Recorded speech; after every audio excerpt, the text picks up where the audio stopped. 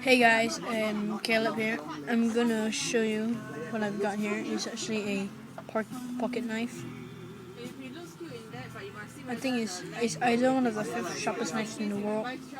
But actually you can slice this paper, and you can see that how sharp this thing is. See that? You actually cut this area. If you cut this area, so it's very sharp, so you have to be careful. I think it's one of the 5th sharpest knives in the bloody hell music.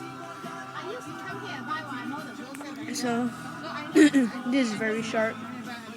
Actually, when I was cleaning, I actually accidentally cut myself at the blade. It's very sharp. So when you're cleaning, you have to be very careful. Unlike me. She's very thin. As thin as paper, I guess. Sorry, it's about fatter than that.